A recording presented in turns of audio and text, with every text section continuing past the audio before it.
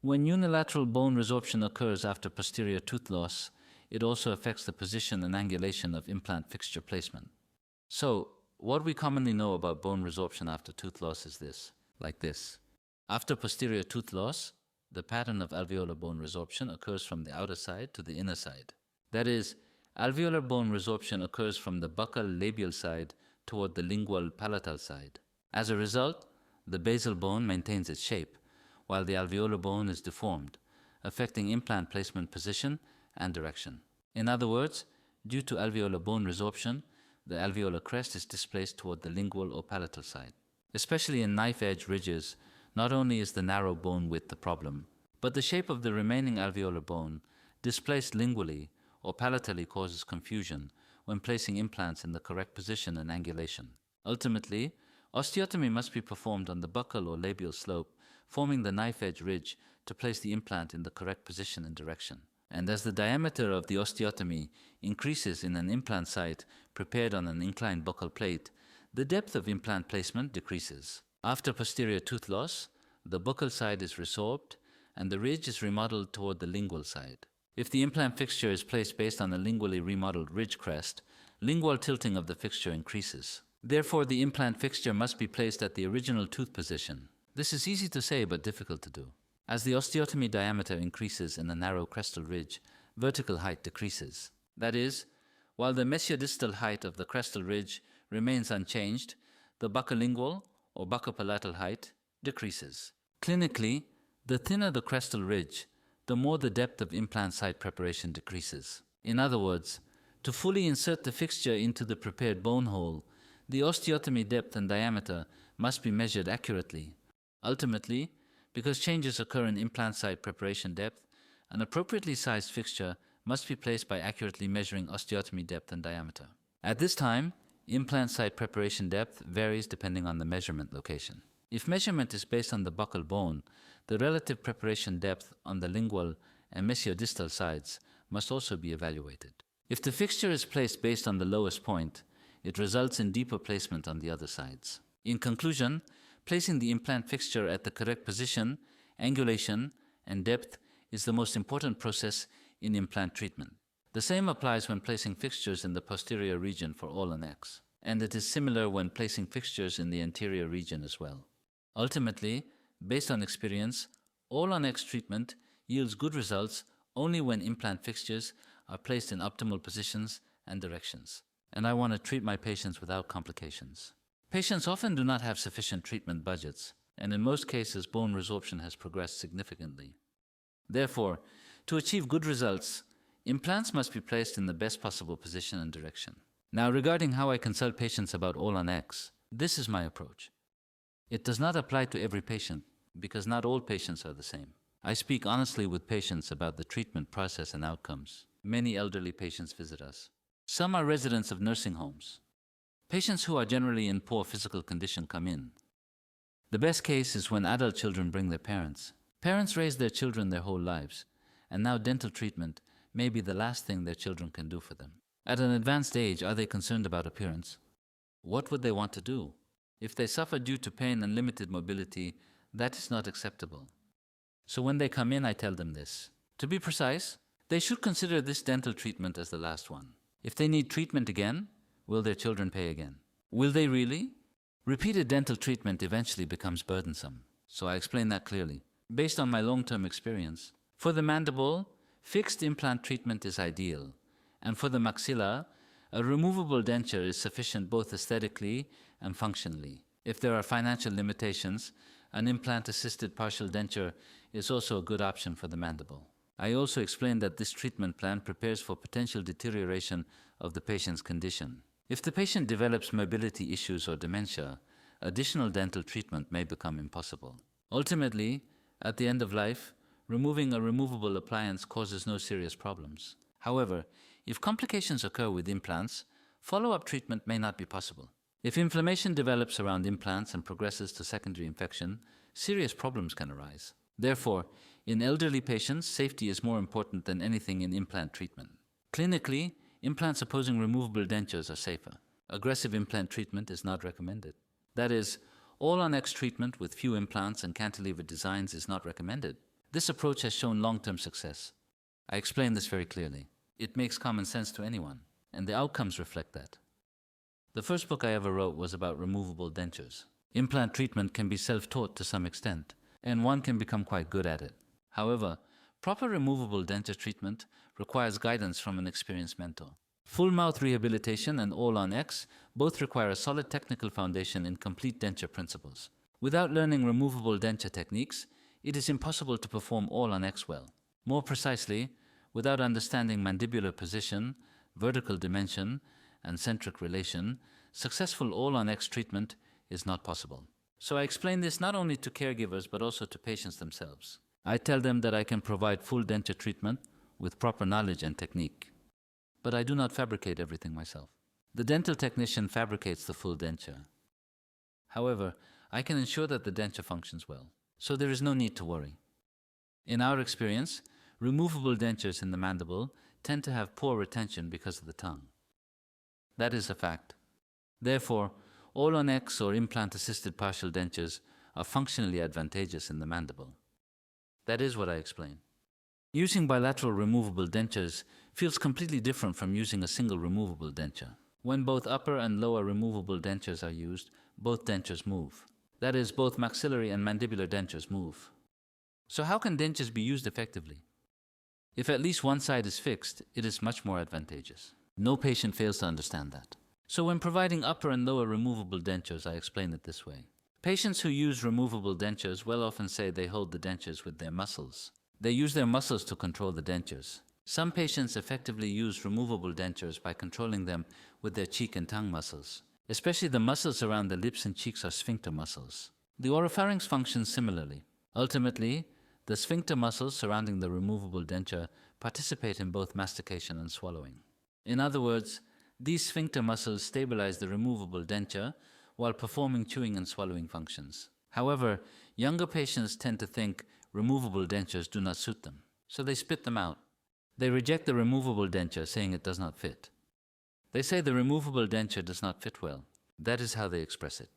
They say it is your fault, meaning the dentist treating them is at fault. But in reality, they do not accept the inherent limitations of denture treatment. That is why they opt for implant treatment. Although dentures are a cost-effective way to rehabilitate the full mouth, functional limitations exist. Patients must recognize the possibilities and limitations of implant treatment and removable denture treatment. But if a patient keeps spitting out removable dentures, how can treatment succeed? Am I the only one who has experienced this? All dentists have experienced and will experience this situation. However, elderly patients with severe masticatory problems are different.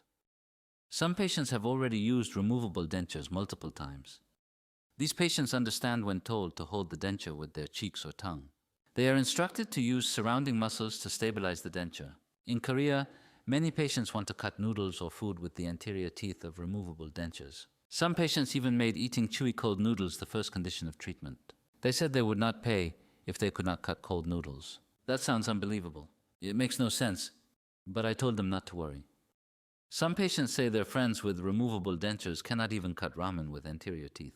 So I reassure them. First, because full denture occlusion is not fully balanced. Second, when chewing food with anterior teeth, the posterior denture base lifts from the mucosa. Therefore, when instructed to press the denture posteriorly with the tongue while chewing, patients understand. They must push the posterior part of the denture upward with the tongue to prevent dislodgement. Tongue movement differs between chewing and swallowing. During swallowing, peristaltic tongue movement is required. Try swallowing saliva. You will notice wave-like peristaltic tongue movement unconsciously.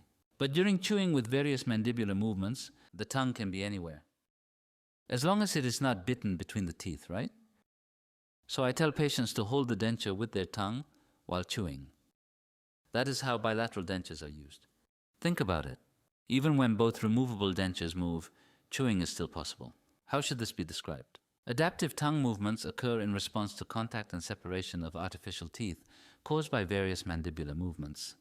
For example, when food between artificial teeth is crushed, it moves toward the buccal or lingual side. Food that moves lingually is returned between the teeth by tongue movement, crushed again, and displaced downward lingually. Similarly, food moving buccally is returned between the teeth by the buccinator mechanism, crushed again, and displaced downward buccally.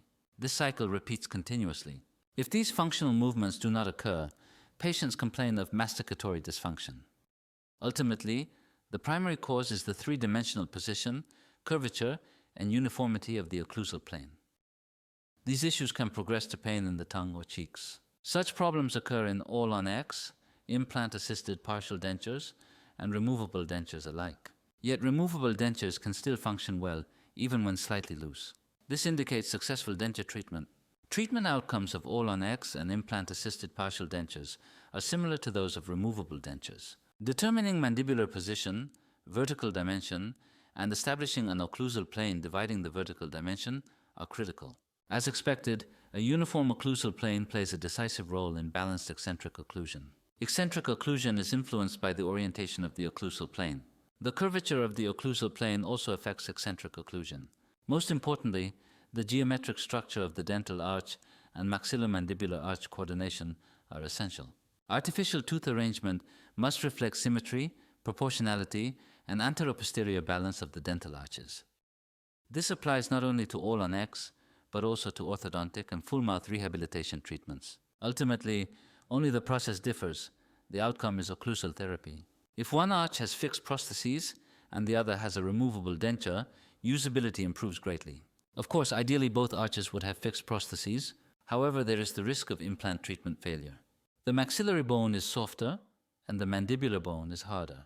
When both arches have fixed prostheses opposing each other, problems most often occur with maxillary implants. Therefore, if the budget allows, I recommend implant treatment for both arches. This requires Allon 10, Allon 12, or even Allon 14 to secure stable occlusal support. Obviously, the total occlusal support must be equal to or greater than total occlusal load for long-term success. Thus, the largest possible implant fixtures should be placed within available bone to maximize occlusal support. If the budget is insufficient, concentrating implants in the mandible and using a removable denture in the maxilla is a reasonable approach. There are cases like this as well. In very difficult cases, performing AllonX in the mandible and a removable denture in the maxilla yielded good results. Although not perfect aesthetically or functionally, the outcome was acceptable. However, after experiencing the benefits of implant treatment, patients often want implants in the maxilla as well. They prepare a larger budget and request fixed prostheses in the maxilla, but anticipated difficulties exist.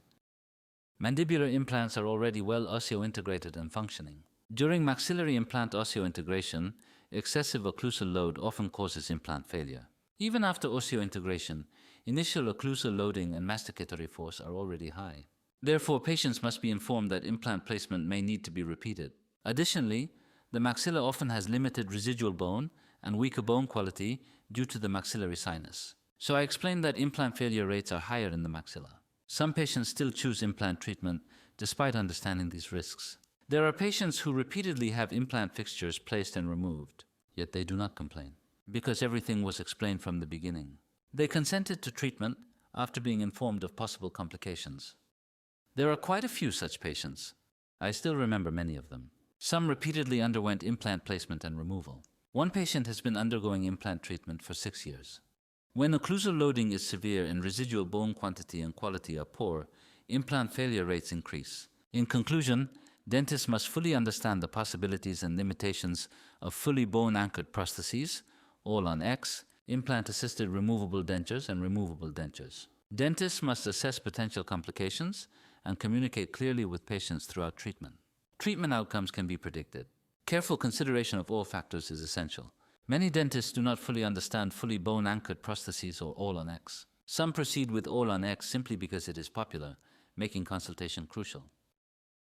When outcomes are understood through consultation, implant treatment becomes more manageable. It is difficult because the outcome is uncertain. Understanding the current condition and prognosis enables better implant treatment. Predictable outcomes allow for stable treatment planning. Ultimately, the dentist's knowledge, skills, and clinical experience are crucial for successful AllonX treatment. Have you actually performed AllonX? Or are you just talking about it based on the name? As the clinic becomes successful, such cases increase. And with higher volume, clinic operations become more stable. But because the risk is high, many avoid it. Eventually, as implant treatments increase, it becomes unavoidable. Therefore, acquiring accurate knowledge and skills for AllonX treatment is essential.